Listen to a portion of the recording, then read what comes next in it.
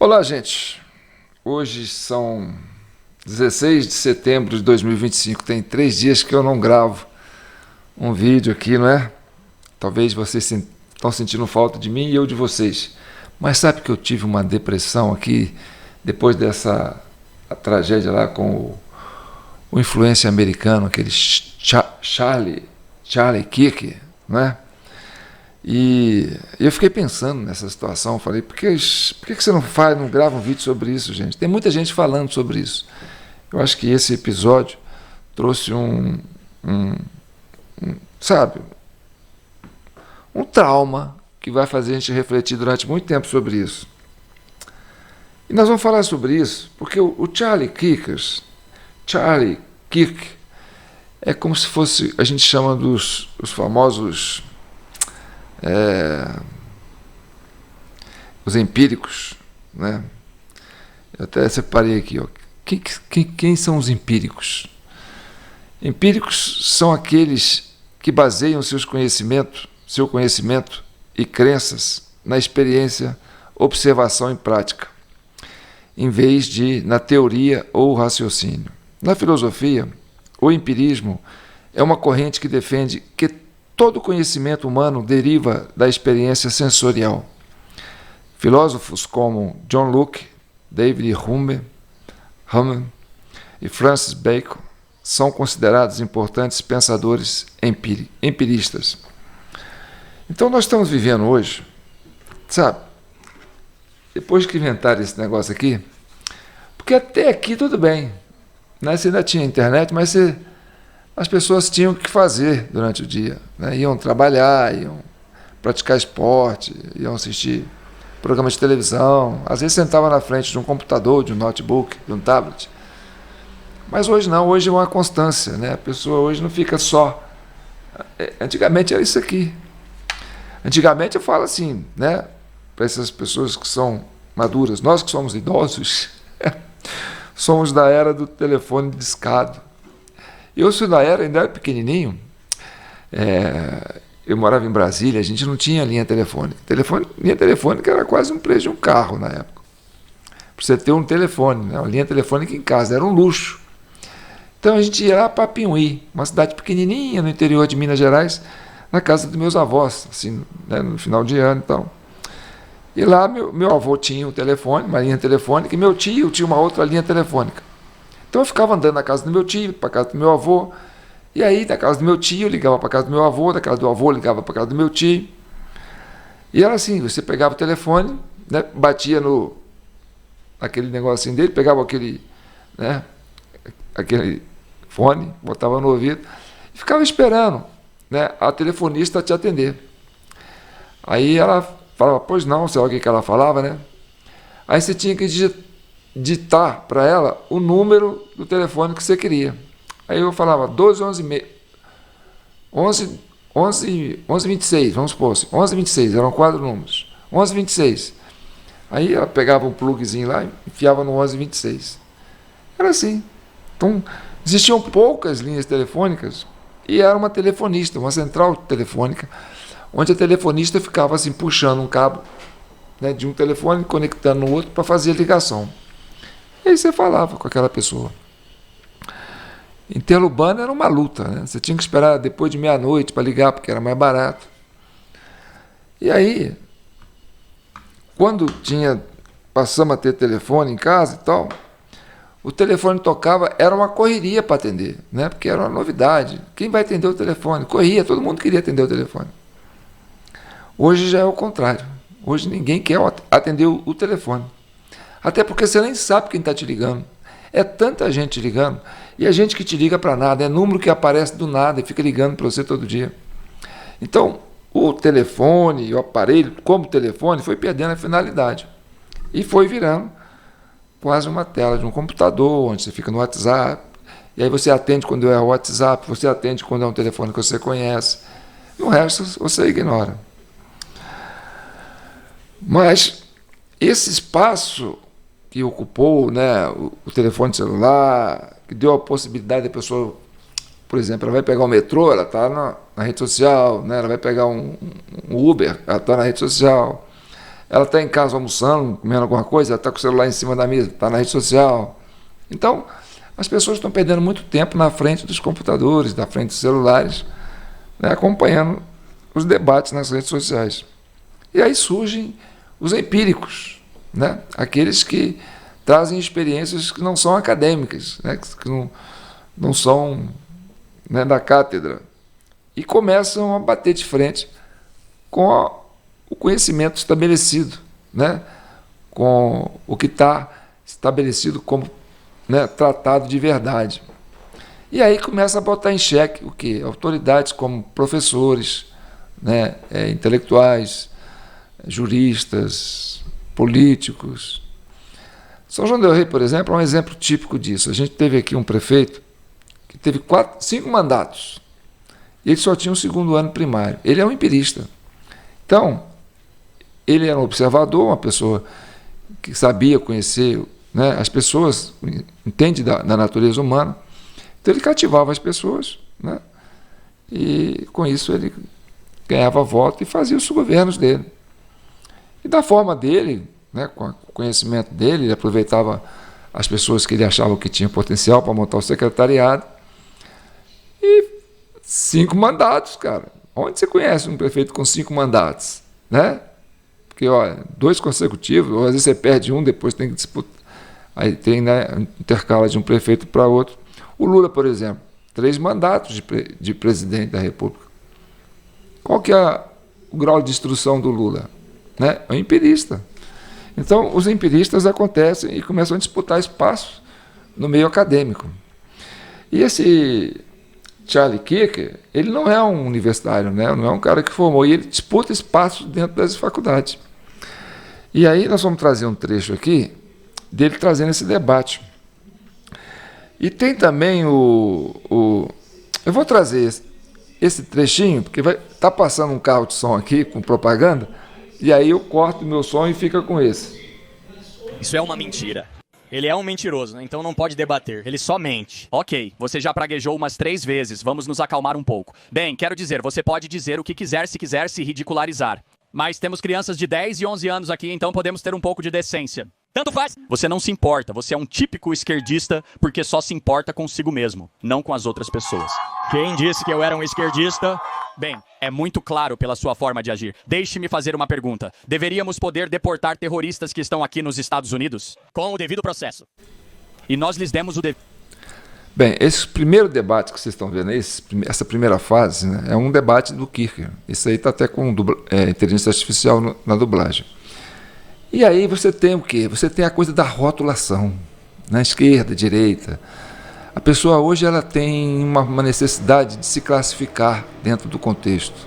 Ah, eu sou esquerda, eu sou direita, eu sou LGBT, eu sou isso, eu não sou aquilo, sou racista, você não é, papapá e tal. Então ficou essa coisa da rotulação. E nesse negócio da rotulação é que causa essa polêmica toda, né, que gera essa polarização. Então, o meio acadêmico hoje, que tem uma necessidade enorme de preservar a autoridade do professor, da cátedra, né, que está baseado no conhecimento acumulado ao longo de anos, começa a bater de frente com esses empiristas, né, que trazem uma experiência diferenciada e uma capacidade de raciocínio que realmente faz com que as pessoas voltem a pensar fora da caixinha. Então, quando você percebe que existe esse debate sendo cerceado dentro do meio acadêmico, sabe, isso cria um clima muito ruim, porque a gente tem a ideia de que a universidade é o campo onde você cria, né, a partir do quê? Do debate das ideias, né? Onde você tem o conhecimento e tem a forma de pesquisa, de aprofundamento, né? Então, tirar o debate da universidade, da faculdade, principalmente da faculdade pública, né, é um desserviço ao conhecimento. Então, essa coisa daquela formação, né, da cartilha do professor, olha, eu vou ensinar todo dia, todo ano, a mesma coisa, vai repetir a mesma coisa. Aí o professor fala, não, eu sou autoridade, você tem que aprender aquilo que eu estou ensinando, porque eu tenho um conteúdo para passar para você, e esse conteúdo você tem que absorver, que é o conteúdo que eu conheço. Mas, de repente, aquele aluno quer ampliar o debate, quer falar, olha, vamos olhar isso aí por outro ângulo, né? Você está falando que é um elefante, eu estou dizendo que não, pode ser uma árvore, aquela coisa dos cegos com o elefante. E aí você começa a colocar uma situação desconfortável para o cátedro, né? O professor. E o Brasil está vivendo isso muito, os Estados Unidos está vivendo isso muito, né? Em que as faculdades hoje têm essa questão de garantir um certo discurso, né, de inclusão social. E, por outro lado, né, essa pluralidade da inclusão social bate de frente com um olhar, né, que vem de um campo talvez tido como conservador, que tenta restabelecer, né, um raciocínio linear sobre, né, o entendimento das coisas. E aí cai nesse campo que a gente está vendo. Mas o importante é que as pessoas estão deixando de bater sobre as ideias, vamos debater, né, sobre as ideias, e começa a bater na pessoa que pensa diferente. O Charlie Kirk, embora ele tenha um raciocínio bem fluido, né, ele sabe concatenar o seu raciocínio, e ele gosta, né, do debate, do enfrentamento, ele também chega a ser agressivo, ele rotula a pessoa, né? Você é de esquerda, você é isso, você é aquilo. E o outro, você é de direita, você é isso, você é aquilo, é racista, é fascista, né, é nazista. Então, as pessoas começam a caracterizar as pessoas por rótulo e esquece de absorver, né, as ideias que estão sendo trabalhadas no debate. Porque o debate é o seguinte, duas pessoas debatendo, são as ideias que estão brigando.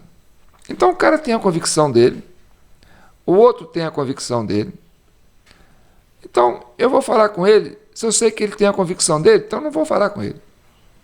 Ele vai falar comigo, eu tenho minha convicção, então ele não vai querer falar comigo. Tá, tudo bem. Mas quando você coloca um debate público, você está fazendo o quê? Você está oferecendo às pessoas que estão assistindo a oportunidade de conhecer, né, o pensamento dele, as convicções deles, e o pensamento meu, as minhas convicções. E aí, o meu debate com ele, as ideias que estão minhas, que estão sendo traçadas com ele, é material de reflexão, de análise de quem? Da plateia, do outro que está assistindo.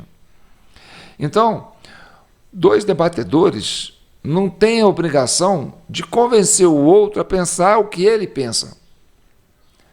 Os debatedores estão trazendo à tona, né, as suas ideias, a sua visão de mundo, e essa visão de mundo sendo disponibilizada para terceiros, os terceiros que querem ouvir e se identificar. Eu me identifico mais com aquele, com A, eu me identifico mais com o B, mas aquilo que o A falou tem nexo.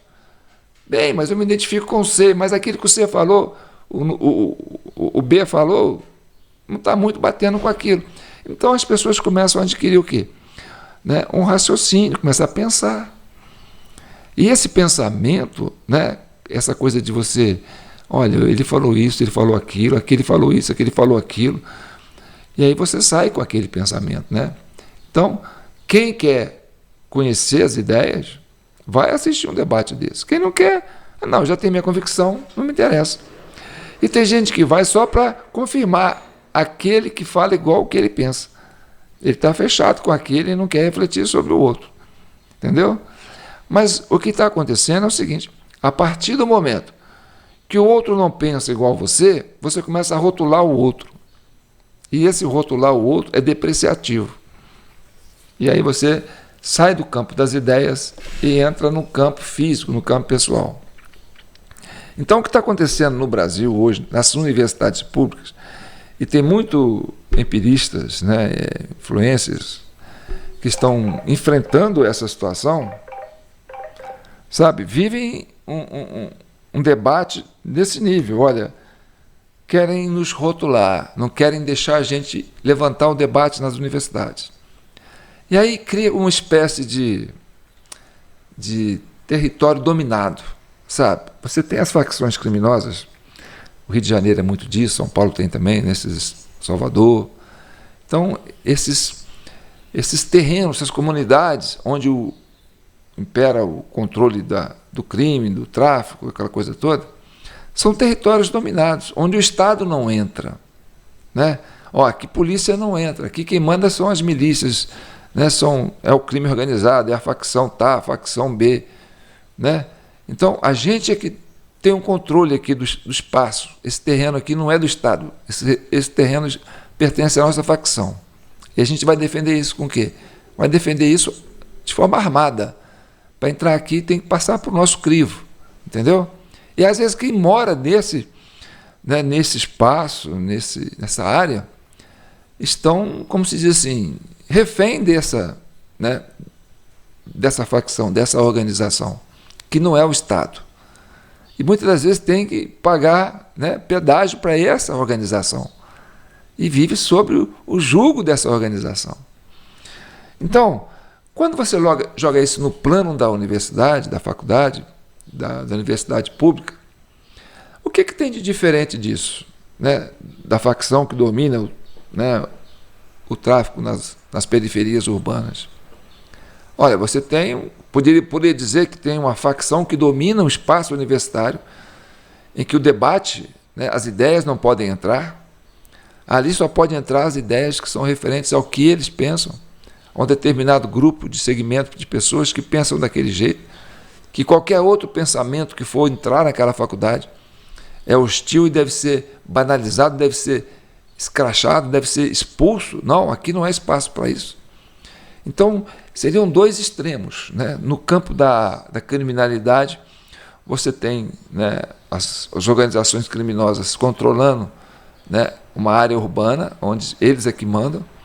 E no campo das ideias, no campo da universidade, você tem um outro território que também parece estar sujeito a uma dominação de um grupo ideológico que fala, não, aqui outras ideias não cabem. E aí a universidade perde, né, um pouco da sua essência. E aí é como se tivesse assim, não, nós temos que proteger os universitários de ideias que não é as ideias que a gente quer. Então não entram ideias aqui que não sejam ideias que a gente quer.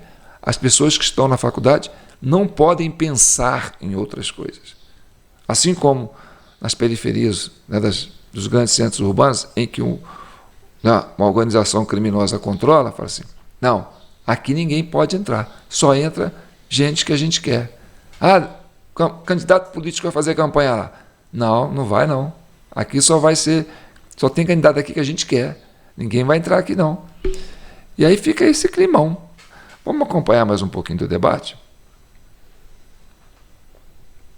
Devido processo. Qual foi o devido processo? Eles faziam parte da MS-13, era muito claro. E agora eles estão em uma prisão salvadorenha. Isso literalmente não é verdade. Além disso, por que eles simplesmente não seriam deportados? Por que seriam enviados para uma prisão? Bem, deportados para uma prisão. A propósito, muitas dessas pessoas já estavam em prisões por crimes que cometeram contra os Estados Unidos da América. Então, temos o direito de decidir quem está no interior dos Estados Unidos? Sim. Ok, então qual é o seu grande desacordo? Chama-se devido processo. Novamente, o devido processo, se cada um deles tivesse seu próprio julgamento e sua própria data. Eles não tiveram um julgamento. Se tivessem, levaríamos 10 anos para deportar cerca de 200 pessoas. Temos um direito constitucional sob a Lei de Invasores Alienígenas de 1798 para poder repelir. Não estamos em guerra. Bem, espere. Estamos em guerra. Fomos invadidos por 10 milhões de pessoas nos últimos 4 anos. Na verdade, isso não está correto. O Congresso nunca declarou guerra contra o Iraque. Nós nunca declaramos guerra contra o Afeganistão. Nós, de fato, nunca tivemos uma declaração oficial de guerra contra o Vietnã. Bem, todo mundo sabe que a América comete crimes de guerra todos os dias. Ok, essa é uma questão separada. E apoia Israel cometendo genocídio. Vamos manter o foco. Quem é o comandante em chefe? Donald Trump? Sim, então, graças a Deus. Então, se o comandante em chefe rotula uma invasão, é uma invasão. Então, quando a Venezuela abre suas prisões e envia ladrões e pessoas violentas para o interior dos Estados Unidos, temos o direito, temos a prova de que o governo venezuelano foi descoberto por um estudo bipartidário do Congresso que eles têm enviado o pior de seus cidadãos para o nosso país para aumentar o crime, para matar pessoas como Lake e Riley, para entrar em nossas comunidades. Temos a oportunidade e a capacidade, com base nas leis do país, de dizer que esta é uma invasão de um país estrangeiro e estamos repelindo-a. E a propósito, como não é uma invasão quando 10 milhões de pessoas entram em seu país sem serem convidadas? Ok, então deixe-me perguntar, o que é uma invasão? O que é uma invasão? Eu chamaria uma invasão similar a Israel tomando Gaza. Espere, isso é uma invasão. Espere, não. Me dê uma definição, tipo de livro didático. Use ou defina o termo. É um conflito militar. Ok, então o que você quer dizer é quando eles vêm com armas e são todos homens em idade militar e eles entram no interior dos Estados Unidos e estão sendo incitados por um governo ou um cartel, como isso não é uma invasão? Ele não é um rei. Não. Responda à pergunta. Eu nunca disse que ele era um rei. Ele é um presidente devidamente eleito. Então não é uma invasão? Não. Chama-se imigração ilegal e você resolve isso através do devido processo. Não é uma invasão. Então, em que ponto isso se tornaria uma invasão? Provavelmente quando eles derrubarem a fronteira e realmente entrarem com veículos militares. Sim, não teríamos ideia de como isso seria, certo? Não, nós sabemos como seria. É o que está acontecendo em Israel e Gaza agora. Ok, mas essa é uma questão totalmente separada, sobre a qual terei prazer em conversar com você. É um exemplo perfeito de uma invasão. Não. Como não é? Eu realmente concordo que Israel invadiu Gaza. Eu concordo. Ok, porque eles estão usando equipamento militar sofisticado, como o cartel venezuelano e os cartéis de drogas de Sinaloa. Não, eles estão sendo financiados pelos Estados Unidos. Segundo, é planejado por governos. Terceiro, e o mais importante, você acha que 10 milhões de pessoas que entraram neste país, desde que Joe Biden era presidente, isso foi bom para a América? Para ser claro, não acho que você esteja aqui para realmente ter um debate, porque claramente você nunca muda de ideia. Não. Eu realmente não estou aqui para debater com você. Eu te fiz 5 ou 6 perguntas e você não respondeu. Você é uma pessoa de má fé. Sim, você me interrompeu. Ei, você condena Elon Musk fazendo saudações nazistas? Então. Você condena? É simples. É muito simples. Não foi uma saudação nazista. Então faça. Eu já fiz isso várias vezes. Não, deixe-me interrompê-lo. Essa é uma pergunta e um argumento de má fé. Você acabou de fazer uma saudação nazista. Você é um nazista, não consigo acreditar. Nazista. Tirem este nazista do nosso campus. Um nazista bate com ele no peito, como Elon Musk fez. Que tal isto? Você e eu sabemos que Elon Musk não é um nazista. É uma coisa tão ridícula e absurda de se dizer. Em vez disso, você está com raiva. E aí, esse pedaço aí fala da militância da imprensa, né? A imprensa também fazendo esse jogo de briga, né? De interpretação. Então, aquela expressão que o Elon Musk fez com o braço, né?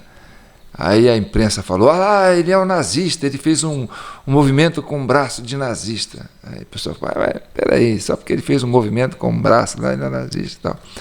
E aí o rapaz queria reforçar a ideia que a imprensa está vendendo, que, né, a imprensa democrática, né, que ele é um nazista. Mas por quê? Porque ele fez um gesto. Aí o cara fez o gesto também. Aí vai falar, ele é nazista, porque ele fez o gesto. Então, essa tirada, entendeu? E aí o cara vai perdendo um debate nesse aspecto. Por quê? Porque fica na coisa da narrativa, né? E ele é esperto quando ele pega a questão da narrativa. Bem, mas esse rapaz hoje está morto. Está morto e ele vai virar um ícone, talvez vire até uma lei. O nome dele vira até o nome de uma lei. Porque o que começou a acontecer depois que ele foi assassinado, que muitos jovens, muitos influencers, pensadores, políticos, começaram a postar conteúdos comemorando a morte desse rapaz, né, dizendo que foi uma coisa boa que aconteceu. Mataram ele, e fazia piada. Então, muitas dessas pessoas começaram a ser denunciadas, né, porque é verdade, é um discurso de ódio. Né? Você está comemorando o assassinato de alguém, então você desejou a morte daquela pessoa porque você odeia aquela pessoa. Você pode querer a morte de alguém se você odeia. Se você comemora isso, né, através de um assassinato, tiraram a vida dela, vou comemorar, né? Então mostra que você tem um discurso de ódio, e o ódio é crime. essas pessoas começaram a perder os seus empregos, né?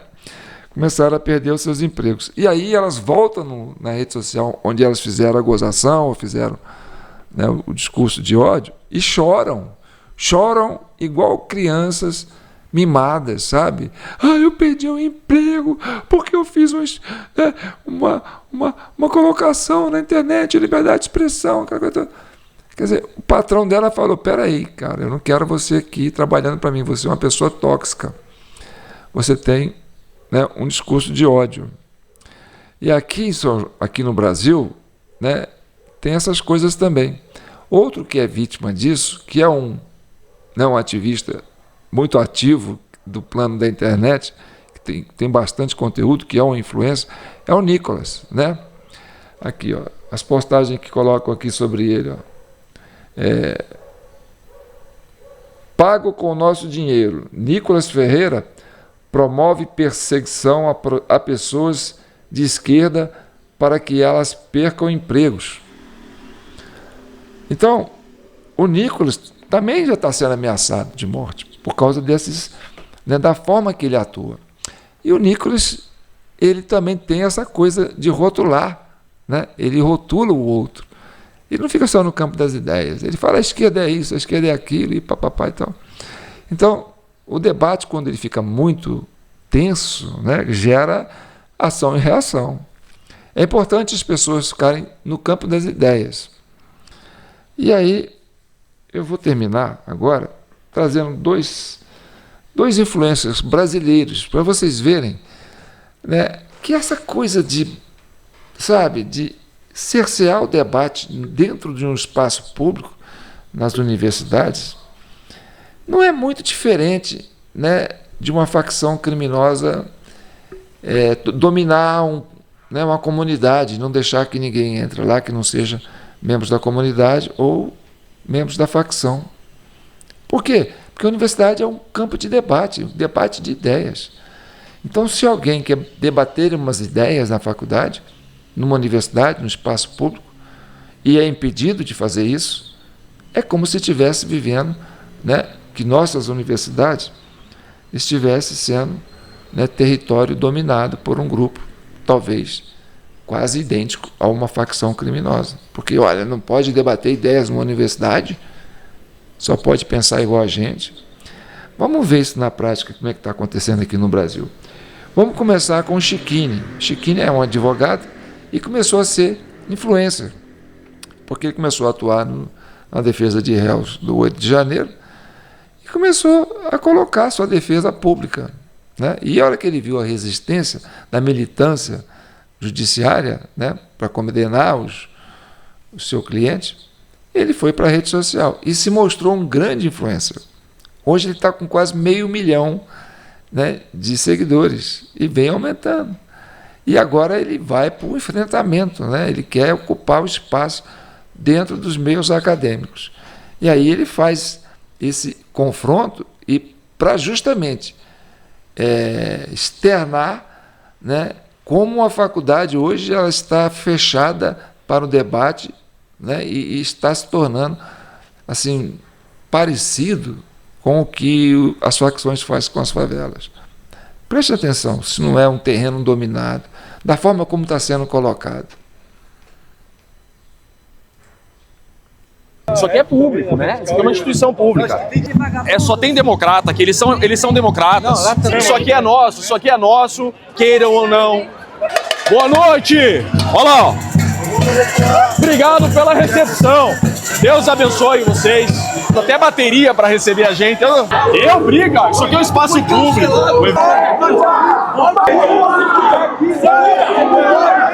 Você sabe que isso é crime, irmão?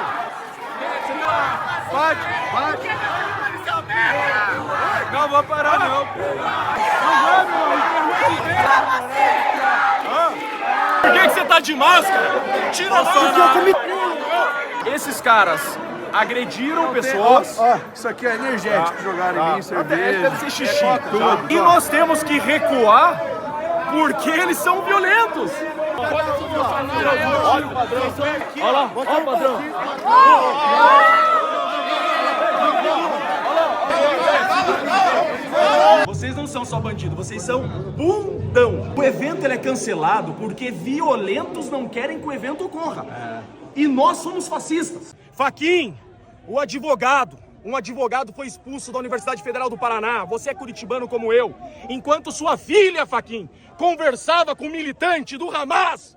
Gente com bandeira de terrorismo. Enquanto eu era preso, Faquim. Em uma sala, a polícia teve que me resgatar. Enquanto sua filha defendia os militantes, Faquim. Ei! Vocês não sabem ainda! Mas nós vamos resgatar isso daí! Eu vou resgatar essa faculdade! Você pode ter certeza disso! Vocês não sabem!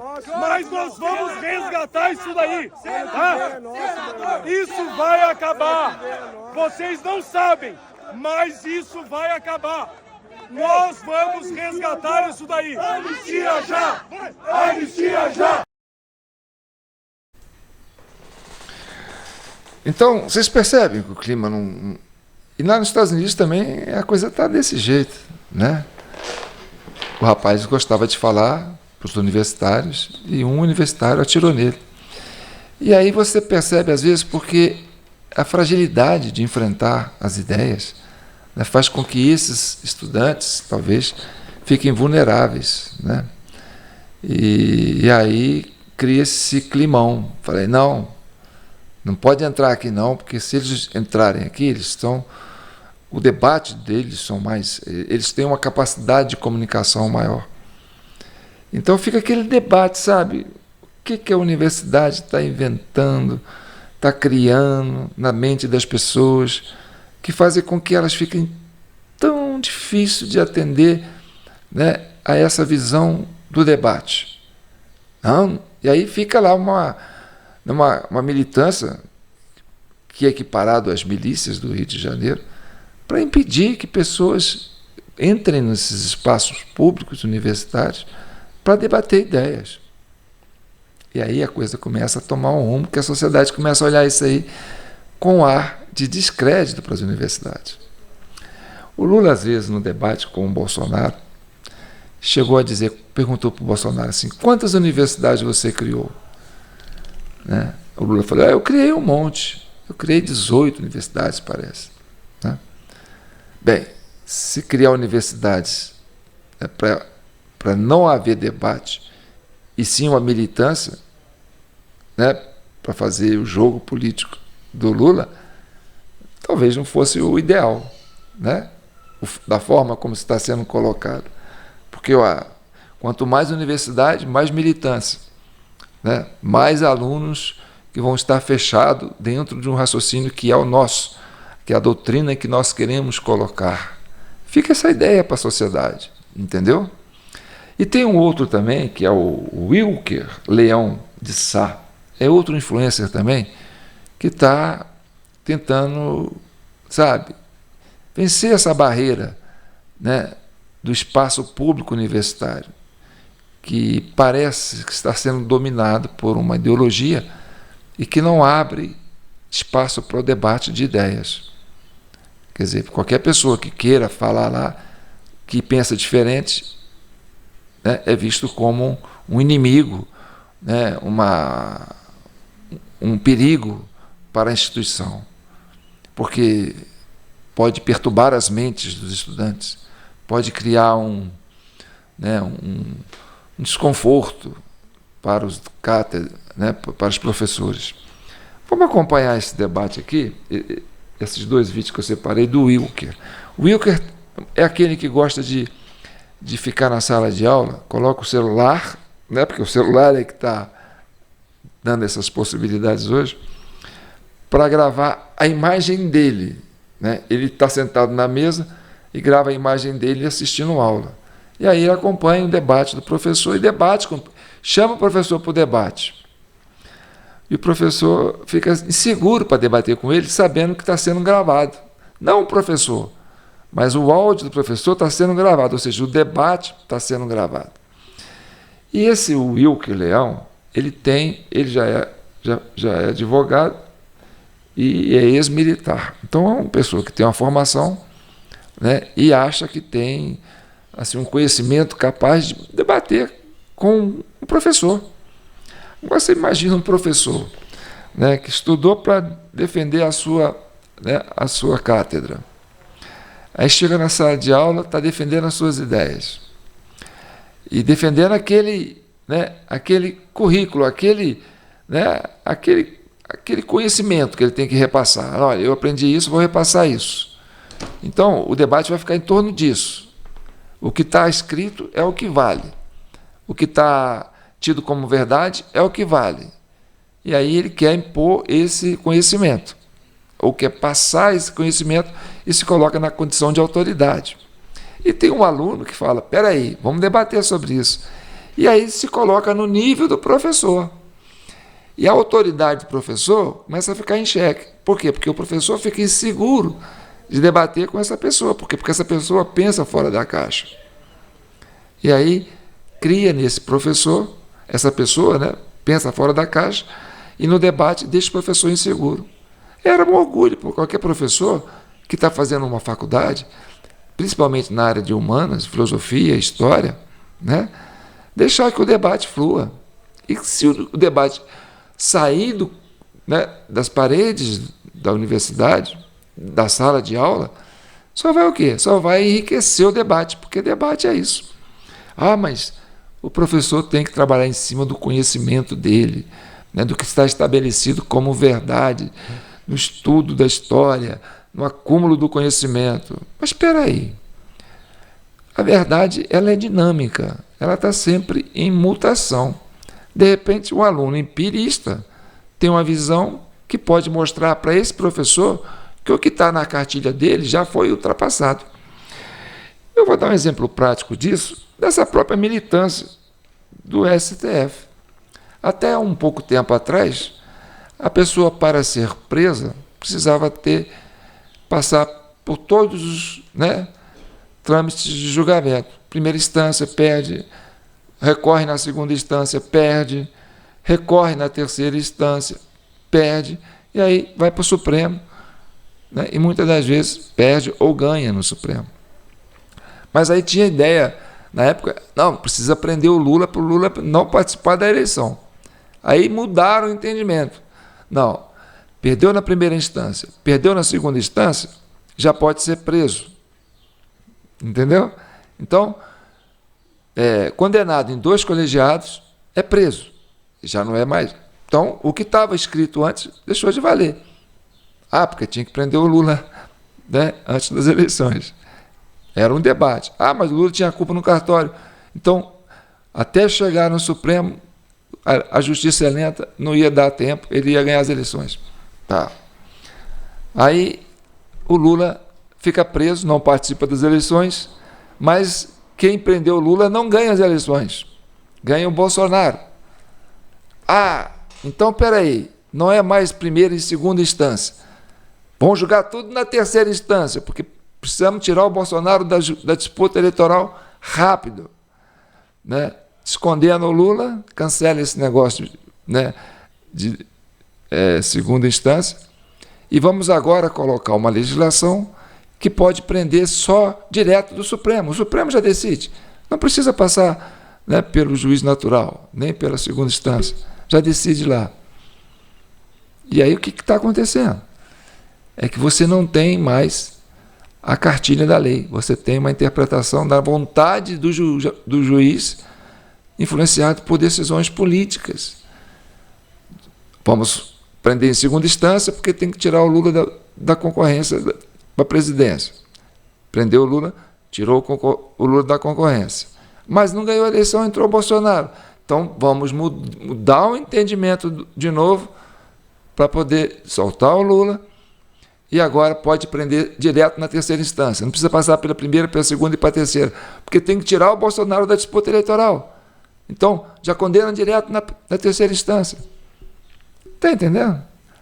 Então, o que o professor está levando para a sala de aula é um conhecimento que está estático, quando na filosofia humana, nas áreas humanas, né, o conhecimento é dinâmico, as coisas, a verdade muda com o andar dos interesses da conjuntura política.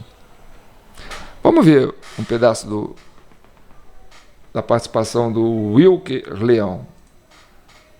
Voltamos aqui com nossa querida equipe do Metrópolis. É esse bonitão aqui, com licença. Vinícius Schmidt, fotógrafo, tirando foto da onde eu estaciono meu carro, de forma a me proteger na UNB. Eu tenho que deixar meu carro distante, obviamente proteger qual é o meu carro. Aí eu converso com o nosso querido Vinícius Schmidt aqui. Vinícius, não fotografe, por favor, o local onde fica meu carro e o meu carro. Aí ele, não, tudo bem, não vamos fotografar não. É se acontecer uma notícia. Vai que você toma uma pedrada, você disse isso ou não? Eu tenho que acompanhar você, pode acontecer qualquer coisa. E aí eu entrar no meu carro é qualquer coisa? Vocês estão trabalhando, você é uma pessoa pública. O meu carro é público? Você está indo para outro ato público e ele está acompanhando você. Aí você vai tirar fotos do meu carro e talvez publicar também. Onde eu deixo o meu carro, qual é o meu carro para eu correr mais risco ainda. É isso? Gato comeu a língua, professor. Estou trabalhando, cara. Você acha que faz parte do seu trabalho me colocar em risco? E quem que é o chefe dessa equipe aqui? Eu não vou gravar o carro deles também não, porque é o que eu estou tentando evitar aqui, eles já estão dentro do carro para se esconder. Mas que fique registrado o tremendo absurdo que é. Pode me gravar, pode fazer isso daí que você está fazendo, pode fazer qualquer coisa em relação à minha pessoa pública. Mas a partir do momento que eu preciso de uma movimentação para me proteger, que é deixar meu carro em segurança e que não saiba qual é o meu carro, o cara vai bater foto. Olha que falta de respeito. Dá para confiar na imprensa? É alguém que está querendo cobrir, produzir uma matéria técnica aí. Vocês acreditam nisso? Vai tirar. Tirou o Wilker. Por que eu não posso gravar o que um paciente diz para mim na clínica? É outra questão. Não há uma é? lei que disciplina Não. isso. Sigilo advogado-cliente, sigilo médico-paciente. Há leis para isso. Não há lei para me proibir de fazer isso aqui em nenhum sentido. Meu querido, você não está autorizado Eu já expliquei eticamente isso. a expor o que eu falo. Eticamente. Eu vou ter que fazer a pergunta de novo. A pergunta constrangedora. Dispositivo legal. Eticamente, você não pode. Você não deve. Eu posso E dizer você também que trai eticamente a não podem honra. pichar as Você paredes e trai- pichar. Isso é outra questão. Que há lei com também, você, há lei, mas eu contravenção penal, estou. a lei proíbe. Mas nós não estamos fazendo uma contravenção aqui. Não, é Nós outro estamos ponto. aqui Sim, estou exemplificando, num né? espaço coletivo em que as pessoas estão pactuadas para produzir o conhecimento de uma área fundamental do país. Formar professores. Você usou da confiança dos seus colegas e dos seus professores. Abusou dessa relação. Recortou partes que não foram autorizadas e que foram desconfiguradas para monetizar o seu sei lá o quê. Não é para Então, isso, e a eu senhora estou está fazendo um dizendo, recorte meu manipulado querido, de como a eu senhora não enxerga estou isso, recortando. Quem me fez acusando isso, de meu fazer querido, Eu não isso. estou acusando. Quem fez foi você. Eu não estou te acusando. A senhora Fez foi acabou de você. fazer. Eu não... Percebe? Que é um movimento assim. A Torre de Babel. Vocês conhecem a história da Torre de Babel? Em que todo mundo começa a falar uma língua diferente da outra e ninguém começa a entender ninguém. Então, é a insegurança do conhecimento. Porque a verdade ela é dinâmica, ela não é estática. E isso, quando a internet começa a interagir, né, você começa a colocar, né, o conhecimento e os debates nas ideias, porque hoje o que mais evoluiu é a informação, né, os meios de comunicação. Hoje você não precisa sair do lugar para falar com o que quer que você queira falar, né? E aí fica essa coisa, climão, né, de que a verdade é objetiva ou subjetiva. Tem uma música do Chico Buarque, do Raul Seixas, né, que fala assim: eu prefiro ser essa metamorfose ambulante do que ter aquela mesma opinião formada sobre tudo, né? Então, é isso que a gente está vivendo, sabe? É a necessidade de transformação que a sociedade tem, né? Em função da flexibilização das ideias, né? E as pessoas procuram aquilo que elas querem se identificar. Só que existe uma resistência, né, para que isso não aconteça, e essa resistência começa a colocar o quê? Rotulação nas pessoas. sai do campo das ideias e começa a agredir as pessoas. Então, as pessoas são o que elas pensam, né? Você é aquilo que você come, né? Então fica esse climão, né? E a gente aqui, com a CCI, Comissão Cidadã de Inquérito, já está no seu vídeo 719, né, que foi criada para pacificar a nação brasileira e chegar à verdade, porque a CCI foi criada em cima de fatos, né? Nós estamos analisando os fatos do 8 de janeiro. Então são coisas que ocorreram e a gente está interpretando esses momentos e o fato do que ocorreu. Não estamos aqui filosofando sobre, né, o sexo dos anjos, que é um tema mais profundo, né? Ou sobre invasão, né, sobre imigração, sobre, né, minorias, sobre direito feminino, direito masculino. Então ficou esse debate. Vamos colocar agora o restinho daquele Charlie Kirk para encerrar esse vídeo de hoje. O que você teria a dizer? Você sequer se formou na faculdade? Não, na verdade eu não fui para a faculdade. Consegui ter bastante sucesso sem um diploma universitário de 4 anos. Sim, eu não fui para a faculdade. Venha para uma faculdade e haja como se você soubesse mais do que todo mundo. Vamos debater currículos ou ideias? Ideias. Porque se você quiser, espere. Apenas vamos desfinanciar todos os principais programas. Você quer debater currículos ou ideias? Porque se você quiser argumentar com autoridade, como se você fosse de alguma forma mais inteligente do que eu, porque você tem um diploma universitário de 4 anos sem sentido, ou temos que dizer quem está realmente certo ou errado? Você está cometendo uma falácia lógica ao fazer isso. Você acha que é sem sentido ter um diploma em engenharia de construção? Honestamente, a maioria dos diplomas universitários são em grande parte sem sentido. Sim. A maioria dos diplomas universitários são sem sentido. E a maioria de vocês está sendo totalmente enganada por estar aqui. Agora deixe-me concluir o ponto. Então ser educado é uma farsa. Na maioria das vezes, em primeiro lugar, nem sempre é uma educação. E você é a prova perfeita de que realmente não foi educado. Você é hiper hostil. Você não tem humildade. Você tem muito pouca sabedoria sobre como o mundo funciona. E você vem e quer tanto ser reconhecido e notado, você veio com sua própria buzina. Sempre. Para furar a fila de alguém que esperou pacientemente para fazer a primeira pergunta. O que você realmente aprendeu nesta instituição? Exceto que você é o centro do mundo e todos devem ouvi-lo. Na verdade, existe um Deus e você não é ele. E em vez de... Você vai para países ou para as universidades e agita as pessoas para...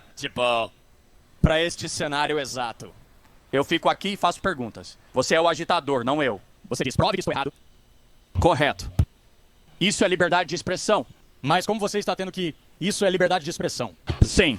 E ainda assim você está chateado com isso? Bem, não. Pela forma como você se comportou, obviamente você tem o direito de fazê-lo. Você acha que é liberdade de expressão quando estudantes universitários protestam contra? Israel cometendo crimes em Gaza e sendo presos em Sinta, Louisiana?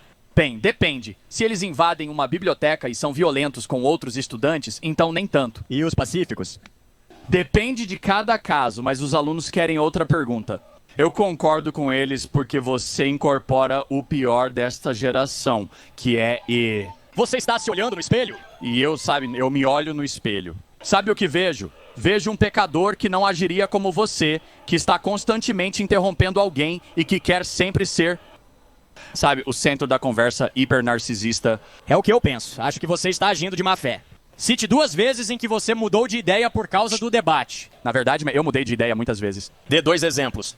Na verdade, eu costumava ser contra a pena de morte. E agora sou a favor da pena de morte. Eu costumava ser mais libertário em relação às drogas. E agora sou menos libertário em relação às drogas. Sou muito contra o aborto. Você é contra o aborto, mesmo em caso de estupro?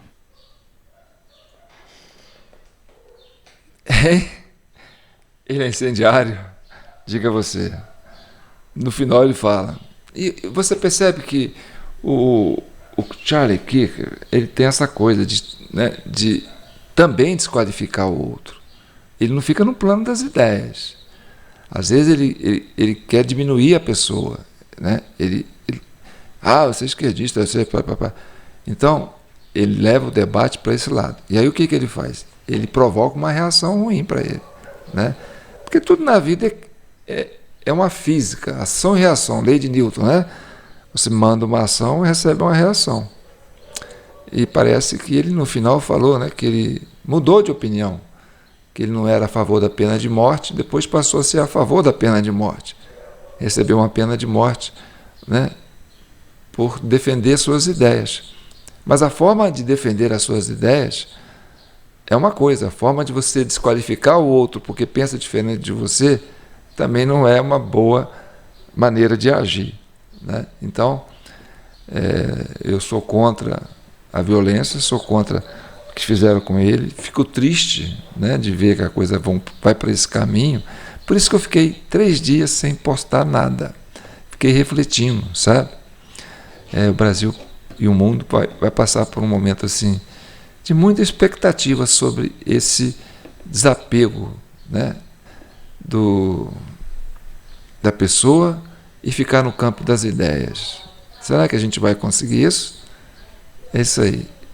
Eu sou João Paulo Guimarães, falando direto de São João del Rei, capital brasileira da liberdade, aqui em Minas. E Minas é um estado de espírito, libertas, ainda que tardia, diz a nossa bandeira. Bem, esse é o nosso vídeo 719.